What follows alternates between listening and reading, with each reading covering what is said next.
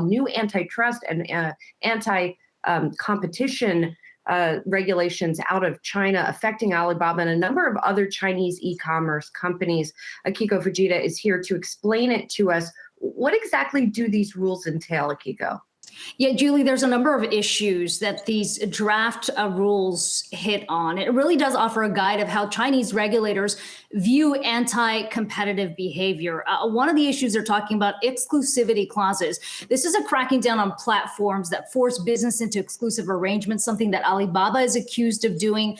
Unfair pricing, this practice of these platforms using user data to determine how much a single product should be priced at depending on the consumer. Also, stopping companies from sharing sensitive consumer data, as well as preventing companies from selling at a loss to eliminate competitors. And in putting out this announcement, we did hear from Chinese regulators saying that this, in their words, quote, promotes the sustainable and healthy development of the online economy. This draft, according to the regulators, now being put forward for public comment until November 30th. So this is not official yet, but it's already hit those major Chinese tech companies in a big way, as you point out, Julie.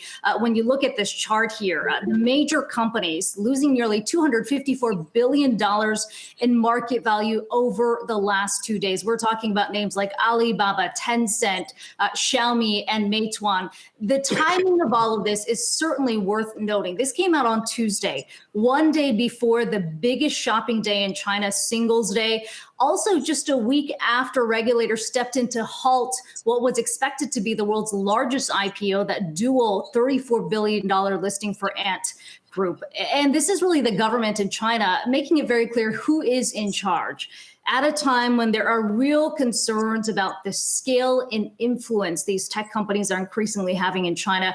And just a few numbers to leave you with here. When you look at the scale of just how influential these companies are, Alibaba, 881 million mobile monthly active users. Singles Day, of course, generating $38.3 billion in sales last year. You just pointed to the numbers today. And then when you look at Alibaba and JD.com, combined, they account for nearly 3/4 of retail in China. So you look at those numbers, the Chinese government has certainly signaled that they are increasingly uncomfortable with the influence and scale they have. And what you're seeing today are regulators stepping in to say, we are the ones in charge here and we're going to crack down.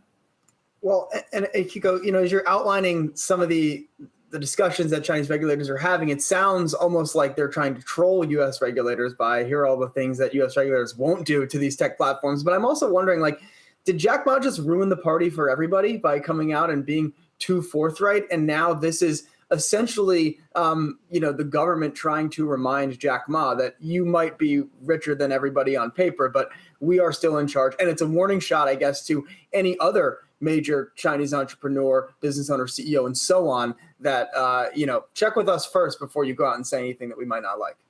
Yeah, so the answer to that is a yes and a no. And I think you're alluding to these comments that Jack Ma made a few weeks ago, talking about how Chinese financial sector is run, sort of rattling the cage, if you will, because the regulators were really concerned about the influence Ant Group was having, particularly with micro-lending. And then you saw just a day before that IPO was set to take effect last week, Chinese regulators coming out and setting standards for micro-lending that goes to the heart of Ant Group's business model.